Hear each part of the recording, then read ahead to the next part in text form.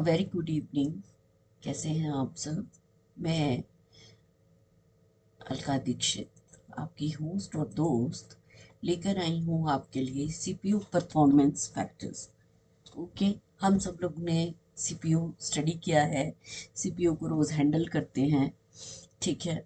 लेकिन सीपीयू के साथ साथ हमें उसकी परफॉर्मेंस इश्यूज के बारे में भी जानना है, चेक करना है कि जब भी हम सीपीयू को यूज़ करते हैं तो उसकी परफॉर्मेंस को कौन अपग्रेड कर सकता है और कौन जो है उसकी परफॉर्मेंस को डिग्रेड भी करता है।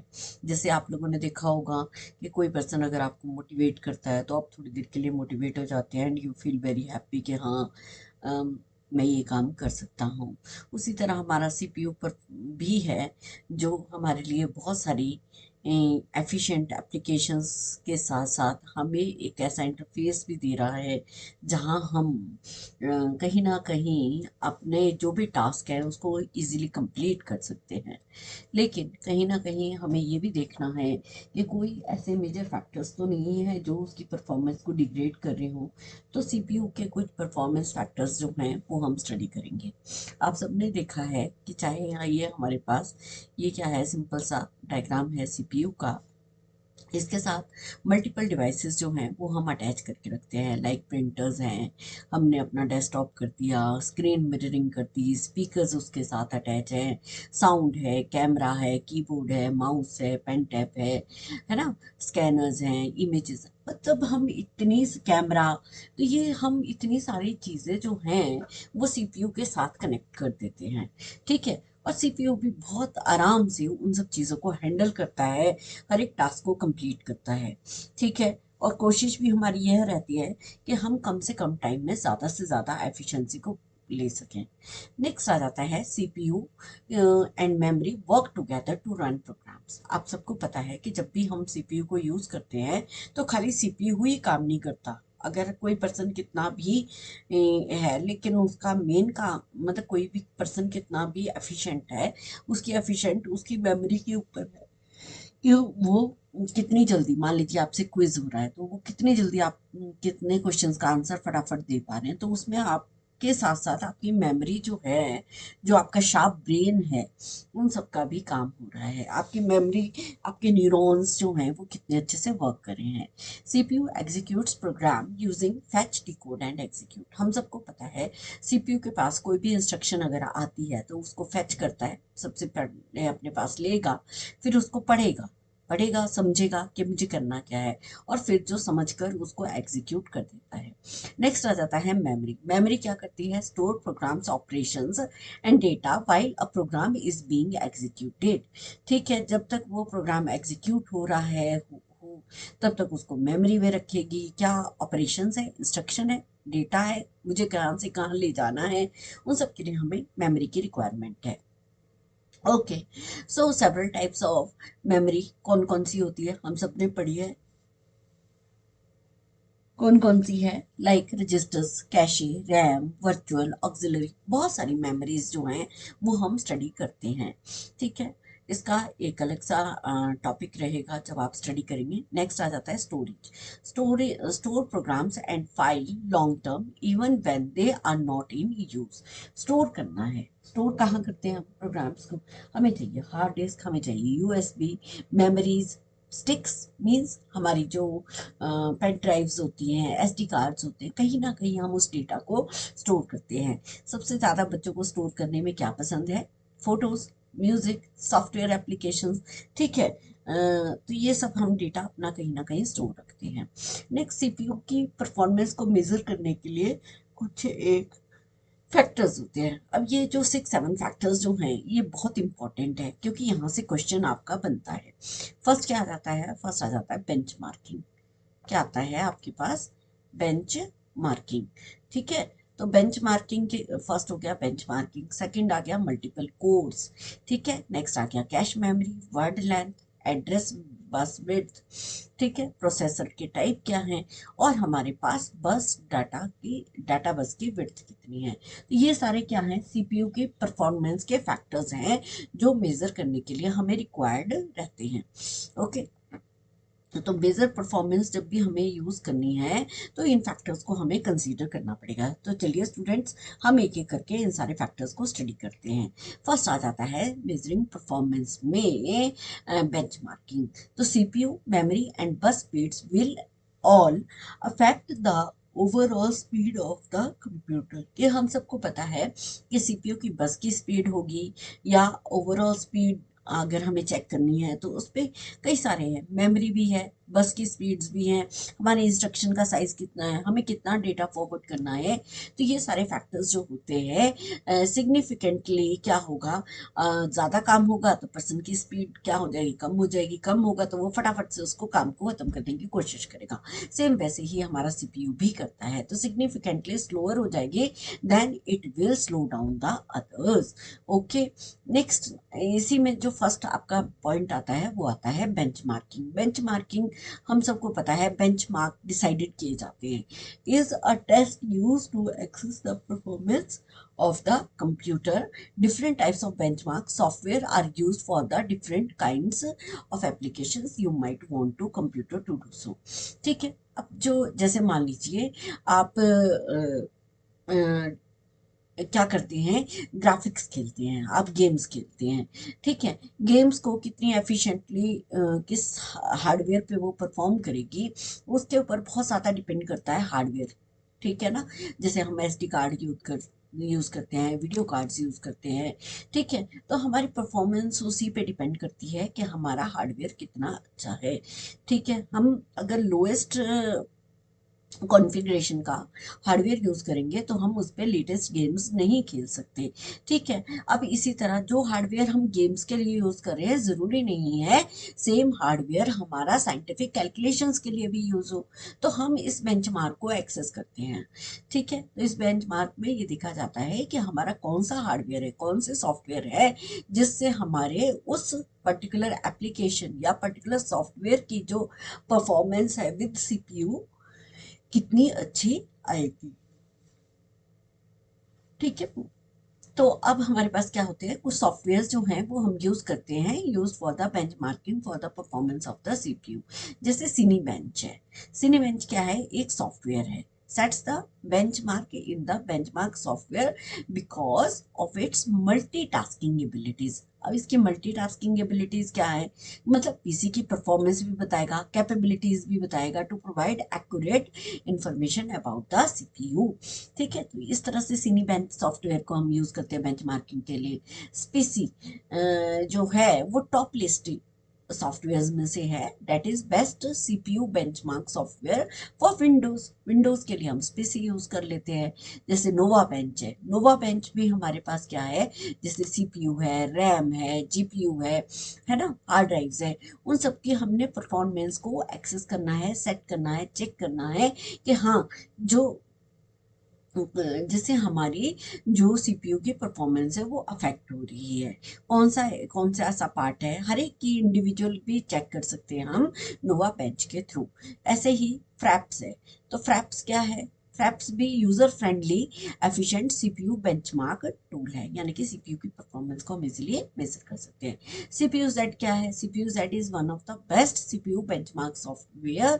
ठीक है, what is happening and details of the CPU, मतलब पूरे सीपीयू के बारे में सारी इंफॉर्मेशन जो है हम इस बेंचमार्किंग के थ्रू यूज कर सकते हैं। ठीक है डियर स्टूडेंट्स, नेक्स्ट आ जाता है कोर्स।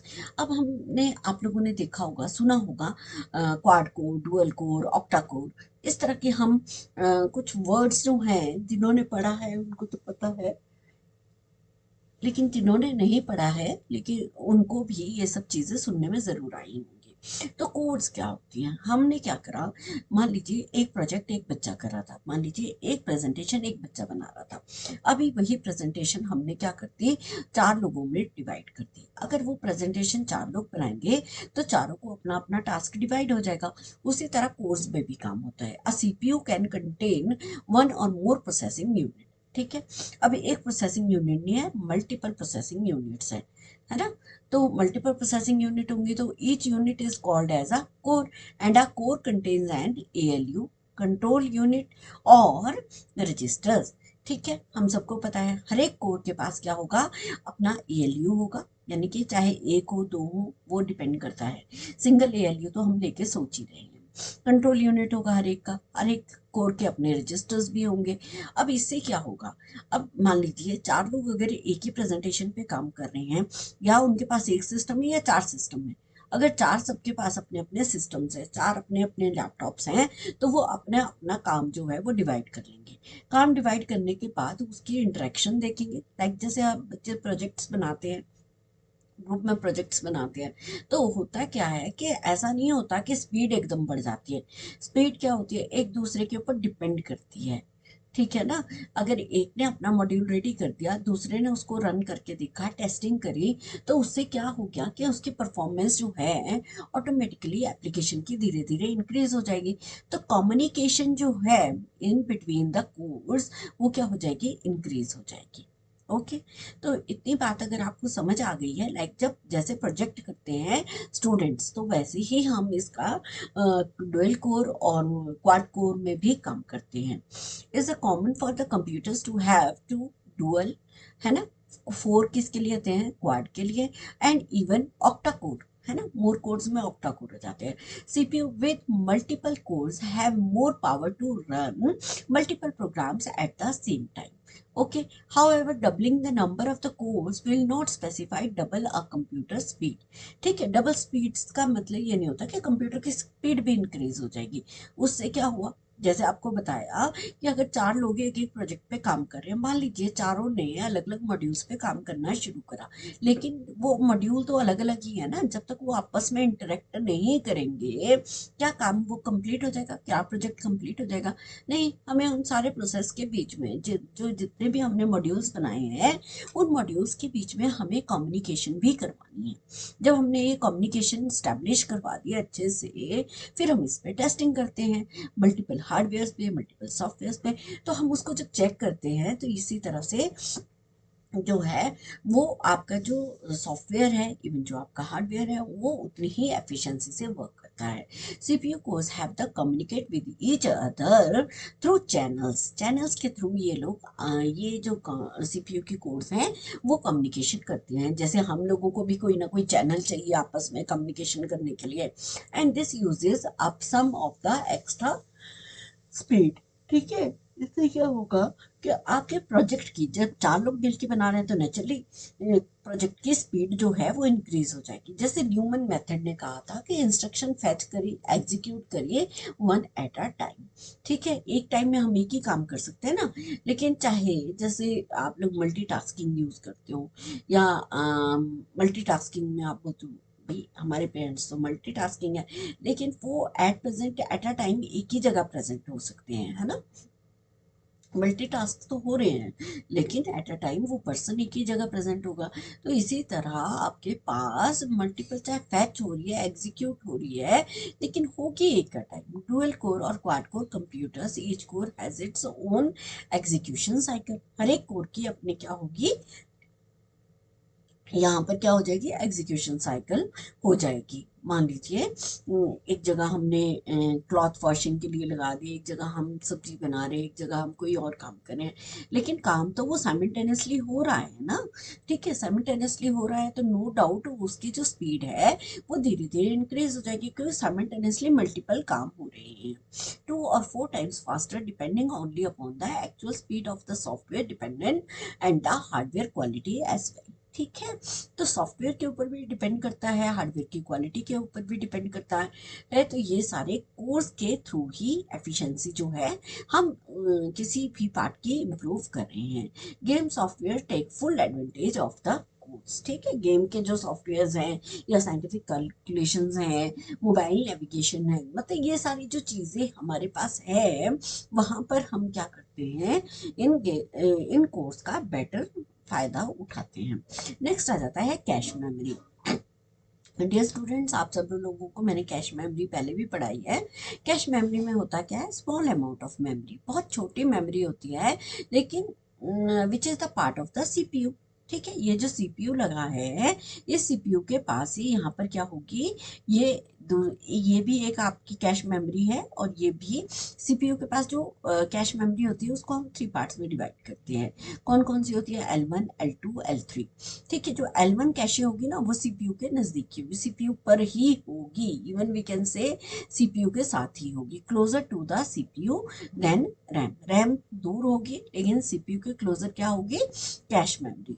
ठीक है, अब होगा क्या कि it is used for temporary hold instruction and data that the CPU is likely to reuse। ठीक है, जैसे हम कुछ एक आइकन्स बार बार खोलते हैं, कुछ एक चीजें हम बार बार यूज करते हैं, तो उनको यूज करने के लिए हमें क्या चाहिए होता है?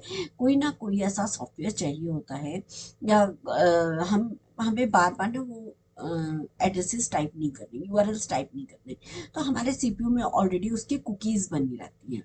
ठीक है, तो हम उसको हिस्ट्री को बिना चेक करे हम ऑटोमेटिकली उसको क्लिक करते हैं, तो वो पेजेस फटाफट से ओपन हो जाते हैं। वो सारे पेजेस कहाँ होंगे? हमारे पास कैशे में होंगे। तो कैशे क्या करता है?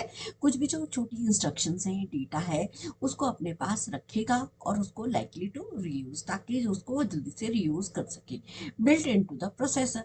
ठीक है, प्रोसेसर के साथ ही प्रोसेसर में ही बिल्ट होती है। ठीक है, and stores repeatedly used data without requesting the system memory. बार बार उसे रैम के पास नहीं जाना पड़ता, बार बार उसको हार्ड डिस्क के पास नहीं जाना पड़ता। वो क्या करेगा? जो भी उसको डेटा रिपीटेडली यूज करना है वो उसके रैम में ही इजीली, सॉरी कैशे में ही इजीली मिल जाएगा। Critically to video editing, critical है वीडियो एडिटिंग के लिए एंड गेम्स के लिए, 3D एप्लीकेशंस के लिए हम किस तरह से इस कैश मेमोरी का ज़्यादा बेनिफिट उठा सकते हैं, थोड़ा मुश्किल हो जाता है कई बार। ठीक है, cache is graded as L1, L2 and L3। L1 is usually part of the CPU chip itself, is both the smallest and the fastest access. ठीक है, इसका साइज कितना होता है? It restrict size between 8 KB to 64 KB। Okay, next आ जाता है L2 and L3 cache, जो कि बिगर है किससे? L1 से। L1 से बिगर है L2, L2 से बिगर है L3। Then are extra caches between the CPU and the RAM। Sometimes L2 is built into the CPU with L1, L2 and L3 caches take slightly longer to access L1। ठीक है, और होगा क्या कि the more L2 and L3 memory are available, the faster the computer can run। है ना, ऐसा ही होता है। Not a lot of the physical space is allotted for the cache। ठीक है, फिजिकल स्पेस तो यहाँ पर बहुत ज़्यादा नहीं होता, क्योंकि हम सिर्फ कोई एड्रेस को रख सकते हैं, हम किसी पेज की छोटी सी मिररिंग रख सकते हैं। ठीक है, therefore the more space for the RAM. ठीक है, मोर स्पेस कहाँ मिलेगी? रैम में मिलेगी। उससे ज़्यादा स्पेस चाहिए तो हार्ड डिस्क में मिलेगी। Is usually larger and less expensive. ठीक है, लेकिन कैशे क्या होती है? एक्सपेंसिव हो जाती है। Each CPU cores has its own L1 and L2 but पे शेयर L2 एंड L3। ठीक है, जितने भी कोर्स होंगे, अभी जैसे हमने क्वाड कोर, ऑक्टा कोर पढ़ा है, तो जितने भी कोर्स होंगे उसमें L1 कैशे जो होगी सबकी अपनी अपनी होगी, बट L2 L3 जो कैशे होती हैं दे मे शेयर। ठीक है, नेक्स्ट आ जाता है dear students word length. Word length क्या होता है? वर्ड लेंथ आप लोगों ने सुना होगा कि हम कंप्यूटर में कुछ भी डेटा वगैरह मेजर करना है तो हम वर्ड से मेजर करते हैं। तो अब ये वर्ड है क्या? चलिए, the word length of a CPU depends upon the number of bits of a CPU can process simultaneously. Number of words कितने प्रोसेस कर सकता है simultaneously? A 32 bit processor is faster than a 16 bit processor. 32 bit processor जो होगा वो ज़्यादा fast करेगा, naturally वो 32 बिट्स को साइमल्टेनियसली प्रोसेस कर देगा rather than the 16 bit processor. Typical computer system word length are 32 and 64 bits. Advantages क्या हो जाते हैं वर्ड साइज को यूज करने के? अगर इंक्रीज करेंगे तो क्या होगा, डिक्रीज करेंगे तो क्या होगा? by increasing the word size, increasing the capability of the process large units of the data। अब एक पर्सन है जो 10 kg एक टाइम में उठा सकता है, और एक पर्सन है जो 40 kg उठा सकता है। तो 40 kg वाला जो है वो अपना काम जल्दी खत्म कर लेगा, क्यों? क्योंकि वो 40 kg डेटा एक ही बार में ले गया। ठीक है ना, 40 kg जो सामान था वो एक ही बार में ले गया, लेकिन जो 10 10 kg करके ले जाएगा उसको 4 टाइम्स जाना पड़ेगा, तब वो डेटा अपना कंप्लीट करेगा। ठीक है।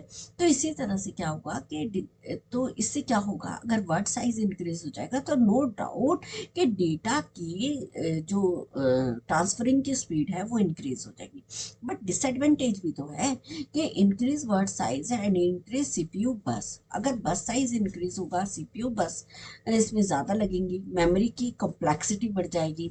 देयरफॉर अब जितना ज़्यादा हम हार्डवेयर यूज़ करेंगे, नो डाउट उसमें कॉस्ट भी इंक्रीज होगी। ठीक है। This complexity increases at the faster rate than increase in word size। ठीक है। अगर complexity increase होगी तो faster rate भी तो मतलब मुश्किल हो जाएगा ना, increases at the faster rate। ठीक है। वी कैन से कि अगर हम फास्ट रेट से दौड़ रहे हैं, मान लीजिए हम रेस लगा रहे हैं, जितने फास्ट रेट से हम दौड़ेंगे हमारी heart beat change, heart beat बढ़ेगी, हमारी ज़्यादा पावर लगेगी। तो उसी तरह से हमारे पास अगर वर्ड साइज हम इंक्रीज करेंगे तो नो डाउट ओवरऑल जो सिस्टम की कॉम्प्लेक्सिटी है वो इंक्रीज हो जाती है।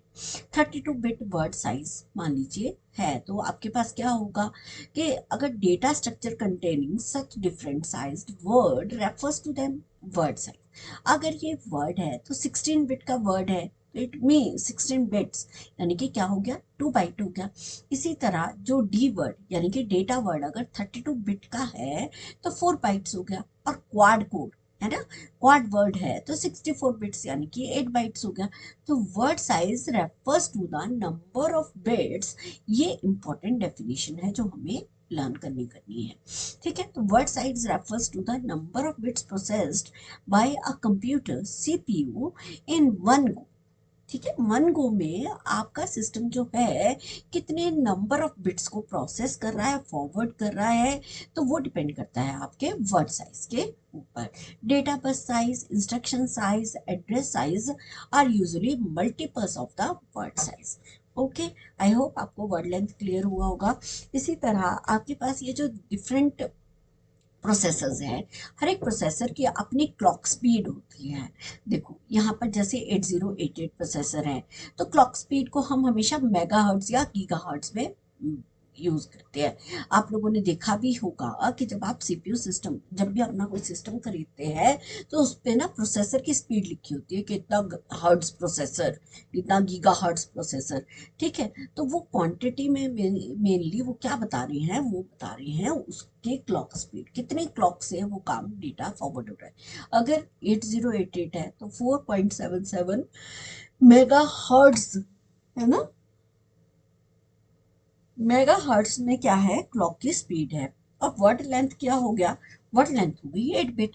ठीक है। लेकिन 80286 में क्या हो गया, 16 बिट की वर्ड लेंथ हो गई है ना, और 6 to 12 क्या हो गया, मेगा हर्ट्ज हो गया।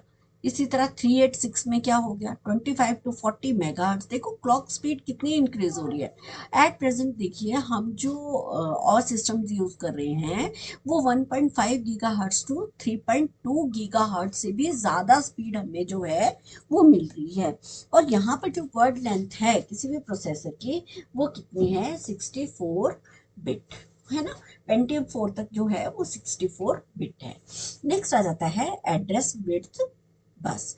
एड्रेस विड्थ बस आप लोगों को जब मैंने बसेस करवाई थी तो बसेस वाले लेक्चर में आई होप आपने स्टडी कर लिया है कि सिस्टम बस होती है। सिस्टम बस में आपकी जो बसेस होती है वो एड्रेस बस होती है, डेटा बस होती है, कंट्रोल बस होती है। आपने देखा, देखो सीपीयू से एड्रेस बस सिर्फ वन डायरेक्शनल है, यूनी डायरेक्शनल है, और आपके जो डेटा बस और कंट्रोल बस है वो बाई डायरेक्शनल है ना। जब ये रैम के साथ भी इसने डेटा प्रेस करना है तो रैम से कौन सा डेटा जा रहा है, कौन सी इंस्ट्रक्शन जा रही है, फिर उसको कंट्रोल भी करना है, कंट्रोल करने के साथ साथ हमें उस पर डेटा भी फॉरवर्ड करना है। तो उस सारे पार्ट को हमें एक्सेस करना पड़ता है। नेक्स्ट हम इसमें इनपुट आउटपुट इंटरफेस भी देते हैं।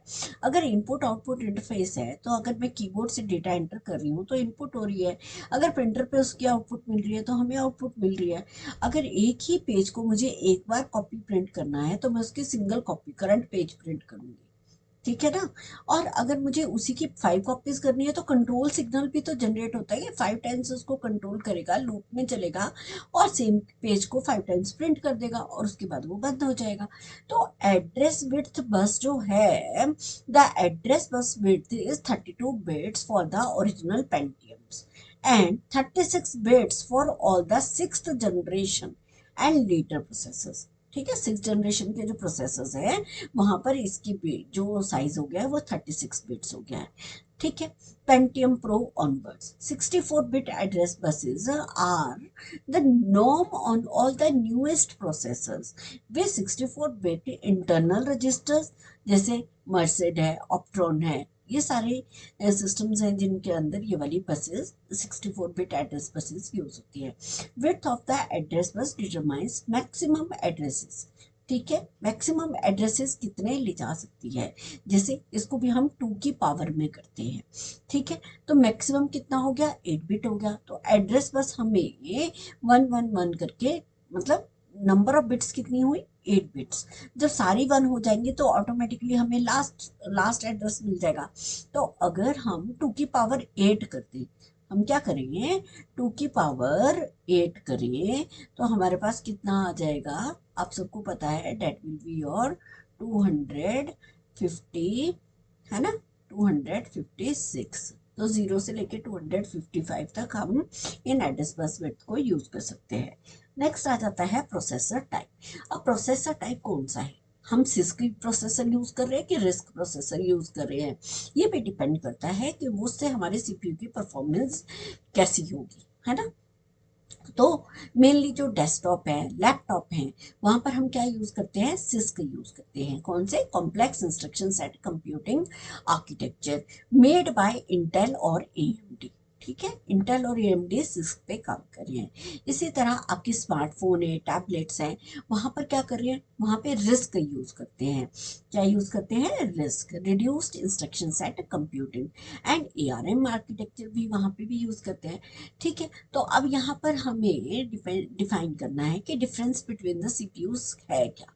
अब जैसे रिस्क में है तो इंस्ट्रक्शन साइज क्या होगा, RISC has fewer instruction than CISC, कम कम यूज करेगा, रिड्यूस्ड यूज करेगा।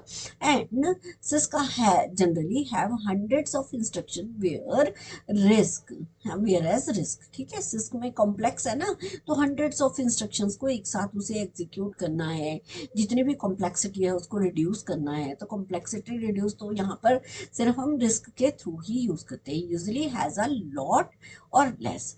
To do complex tasks, this CPUs must combine simple operations from their reduced instruction set. The instruction cycle in CISC is more complex. ठीक है, जो instruction cycle होगी ना six में, वो क्या होगी, कॉम्प्लेक्स होगी, क्योंकि पहले ही पता लग रहा है कि कॉम्प्लेक्स है ना, वो कॉम्प्लेक्स इंस्ट्रक्शन सेट कंप्यूटर है।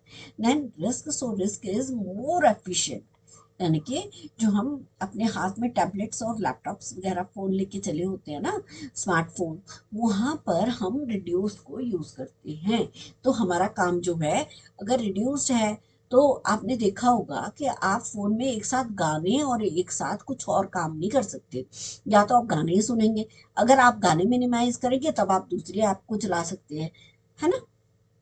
तो वहां पर क्या है, क्यों हो रहा है ऐसा, एट अ टाइम आप सिर्फ वहां पर एक ही एप्लीकेशन को रन कर सकते हैं, तो that is because of the RISC. Okay, next आ जाता है फिजिकल साइज।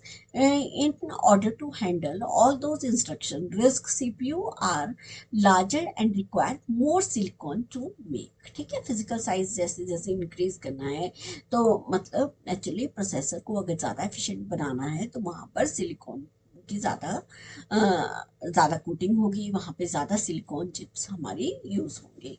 नेक्स्ट आ जाता है energy consumption, because six CPU use larger, they use more electricity, जितनी कॉम्प्लेक्स इंस्ट्रक्शंस परफॉर्म करनी होंगी तो वहाँ पर इलेक्ट्रिसिटी ज़्यादा यूज होगी। रिड्यूस में, रिस्क में आप लोगों ने देखा होगा कि आपका फ़ोन जो है वो पूरा पूरा दिन निकाल देता है ना, आप उसको लो पावर मोड में भी यूज कर लेते हैं। ठीक है, that is only because of RISC. Next आ जाता है स्पीड। रिस्क जो है CPU run at the lower clock speed, जैसे यहाँ पर क्लॉक स्पीड क्या है, कम है देन द सिस्क, ठीक है। और सिस्क में क्लॉक स्पीड क्या चाहिए होगी, ज़्यादा चाहिए होगी। क्यों? क्योंकि वहाँ पर बहुत सारे टास्क जो हैं उसको एफिशिएंटली परफॉर्म करना पड़ता है। तो intensive task will be better on the CISC. Okay dear students, next आ जाता है डिज़ाइन। डिज़ाइन में क्या आ जाता है, smartphone and tablets combine their processing architecture. ठीक है, कंबाइन करते हैं किसको, प्रोसेसिंग आर्किटेक्चर को into a system on a chip. ठीक है, एसओसी जैसे as RISC CPU are much smaller than the CISC. RISC का जो सीपीयू है, आपने देखा होगा फोन में आपका जो सीपीयू है वो बहुत छोटा सा होता है as compare to CISC. More functions including the memory and the other hardware. ठीक है, इसी तरह हीट सिंक जो होगा वहां पर क्या होगा, built into a system which has a heat sink and a fan to cool down them। ठीक है, smartphone tablets do not have the space for the heat sink और फैन। क्यों? क्योंकि हम पहले ही रिड्यूस्ड इंस्ट्रक्शन सेट यूज कर रहे हैं, तो हमें यहाँ पर हीट सिंक और फैन की रिक्वायरमेंट नहीं है। कॉस्ट क्या हो जाती है, कॉस्ट जो है आपकी रिस्क में सीपीयू यूजेस लेस पावर। ठीक है, अगर लेस पावर यूज करेंगे तो यहाँ पर कॉस्ट क्या हो जाएगी, डिक्रीज हो जाएगी। अगर आपने एक डेस्कटॉप लेना है तो वो 50 to 60,000 पड़ेगा मिनिमम, सोच के चलते हैं हम। ठीक है, लेकिन अगर आपने एक फोन लेना है तो वो आपका 5,000 का भी इजीली मिल जाएगा। ओके, तो ये सब फैक्टर्स होते हैं, हमें पता होना चाहिए कि इसकी स्पीड क्यों कम है, इसकी प्राइस कम क्यों है। तो ओवरऑल डिपेंड ये नहीं करना कि हाँ जी इसका साइज छोटा है इसलिए इसकी जो है वो कम है। नेक्स्ट आ जाता है डेटा बस की विड्थ। ओके, नेक्स्ट फैक्टर जो है वो सीपीयू परफॉर्मेंस में है data bus width. It implies that the number of bits that can be transferred simultaneously। जैसे एड्रेस बस विड्थ था वैसे ही डेटा बस विड्थ है कि वहां पर एड्रेस बसेस कितने कितने नंबर ऑफ एड्रेसेस हैं, कहाँ कहाँ से मुझे डेटा फेच करना है, मेमोरी में नंबर ऑफ एड्रेसेस कितने हैं। ठीक है ना, या किस मेमोरी से कहाँ से मुझे डेटा लाना है या ले जाना है। इसी तरह डेटा बस में क्या होगा, नंबर ऑफ डेटा कहाँ से मुझे उठाना है, कितना डेटा उठाना है, वो सारा मैटर कहाँ करता है। Data bus width implies that the number of bits that can be transferred simultaneously, usually the same size as the address bus but not always, means if the data bus is of 16 bit। ठीक है, अगर 16 bit है data size तो address bus कितनी चाहिए यहाँ पे, 32 bit, and the address bus is 32 bit। okay, so the data is fetched 2 into 16 bits। ठीक है, तो 16 बिट के इस तरह से ग्रुप्स जो हैं वो आपके बन जाएंगे। ठीक है, तो यहाँ पर आपका ये छोटा सा एग्जांपल मैंने दे रखा है। लेकिन देखिए कीबोर्ड से जब भी हम डेटा एंटर करते हैं तो वो सीरियल ऑर्डर में होता है ना, पैरेलली ये डेटा एंटर नहीं होता। तो my dear students, thank you, thanks a lot. I hope कि आपको ये टॉपिक अच्छे से समझ आया होगा। काफ़ी टाइम लगा, थोड़ा लंबा था, लेकिन टॉपिक इम्पॉर्टेंट है जो एग्ज़ाम में पूछा जाता है। तो जल्दी ही मिलेंगे नए लेक्चर के साथ।